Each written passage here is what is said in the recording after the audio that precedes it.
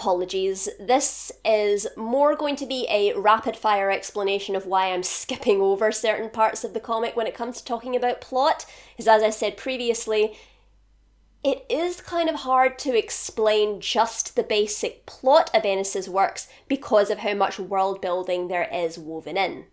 But we're going to do the best we can here. Nothing Like It in the World, issues 35 and 36. This is another one I'm going to leave until the character section because this one focuses very heavily on MM's character. This is where we really, really get to know him. And oh boy, did these issues hit me. It also furthers a lot of points made about corporations and the social issues that freaking Garth Ennis manages to approach with more subtlety and sensitivity than the show does. I'm running out of pins, but we're going to put a pin in that. La plume de ma tante est sur la table, issue 37. Another one I'll be leaving for now, as it is a really good issue when it comes to the talking point of the comics comedy. The Instant White Hot Wild, issue 38. This is the female's backstory. Not really much to relay. Not that it's a bad issue, it does have the tragic element of this character being raised as basically a lab rat, and unlike some people, they don't feel the need to belabor the point. They just let the character and their history speak for themselves, but pin in it. I don't have that much to add other than it's a pretty decent backstory that tells you exactly why she is the way she is and how it's kind of a miracle she is as functional as she is. Also, a really sweet explanation of her and Frenchie's relationship. I really don't get in the show what exactly they were doing. I don't even really think they knew what they were doing, but in the comic, it is very much parental. I think that's really the only word I can use to describe it. It's an incredibly parental relationship. And to be completely honest, it really is the strongest aspect of both of their characters. And as I said, this issue really does a great job of showing how much of a miracle it is that she is even this functional. As we know that children who in their super formative years were not taught adequate forms of being human, especially language skills, are left with irreparable damage. People who watch my Star Wars content know. The child soldier backstory and the little brother are really good additions in the show, but once again, it's a case of me just being frustrated of people acting like there was nothing there to begin with, and also completely discounting the fact that while the show started to add some really interesting elements, once they had exhausted them, the character pretty much serves no purpose.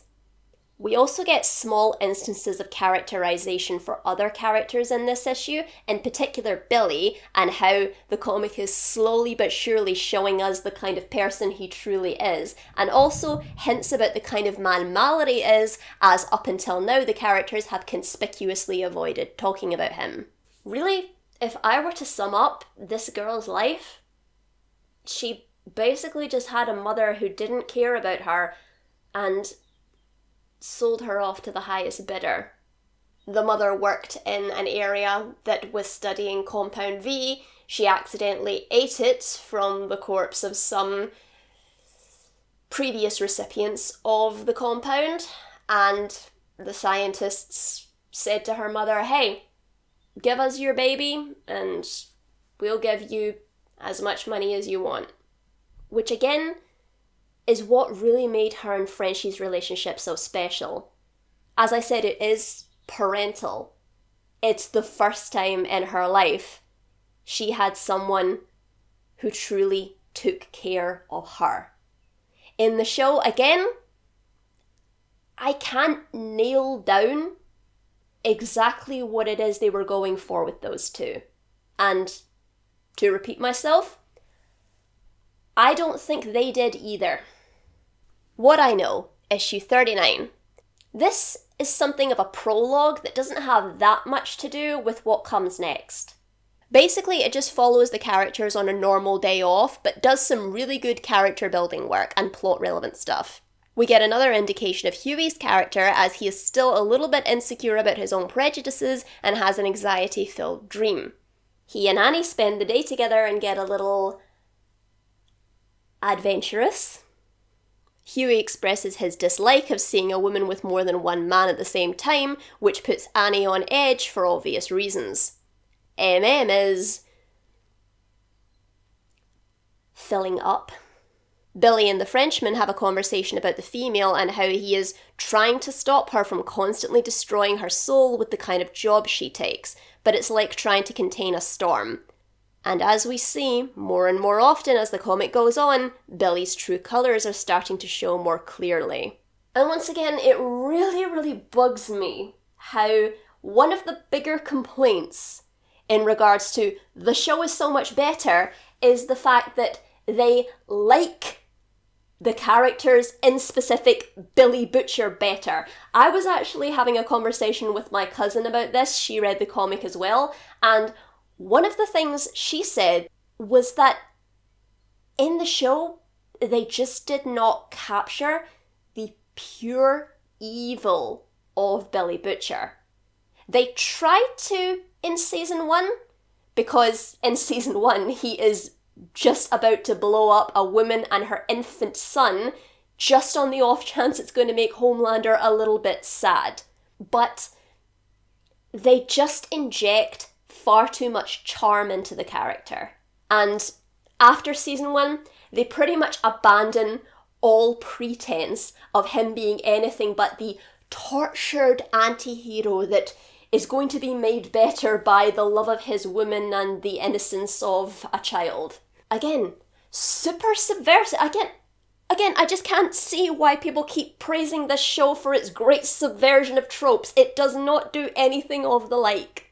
Plot-wise, Stillwell is talking to an ambitious Vought employee who will become very plot-relevant later. See, that is a Garth Ennis strength. He is very good at plotting. It is a pain to try and explain his plots because, again, of how much world building is woven in, but the plots of his comics are really just spot on. And lastly, Billy sees Huey with Annie and recognises her as the new 7 member he's been gathering dirt on. The Innocents, issues 40 through 43. This is another one I will be diving into quite deeply later on, as it has a lot of connections with what I believe is the basic ethos of not only this comic, but a lot of Garth Ennis' writing in general, about how power is incompatible with good. It also is one of the key instances of how much people misrepresent this comic. Believe, issues 44 through 47. I'll be coming back to this one in relation to Annie's character, as I've said before, she is just so much of a more well-rounded, flawed, vulnerable human character in the comics, whereas in the show, she pretty much falls into the quintessential superhero role model character. Again, do not understand why people keep saying the show is a great subversion of superhero tropes when it is nothing of the sort. Also, it gives us much more of her and Huey's relationship, not to mention the much more coherent presentation of the religious industrial complex.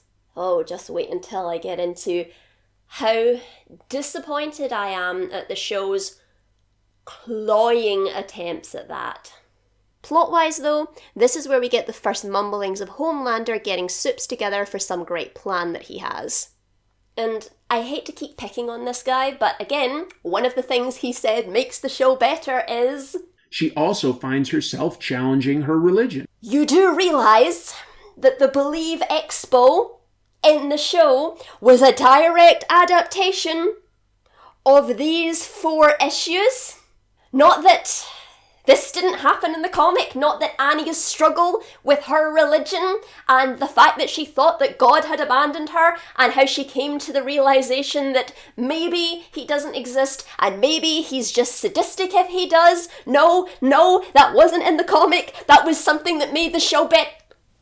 They learned how to write and formulate their thoughts, their godforsaken thoughts, but they never learned how to read. How did you learn to write without learning how to read? This is also the issue where Annie confesses that she is a soup, just as Hughie tells her what happened to Robin.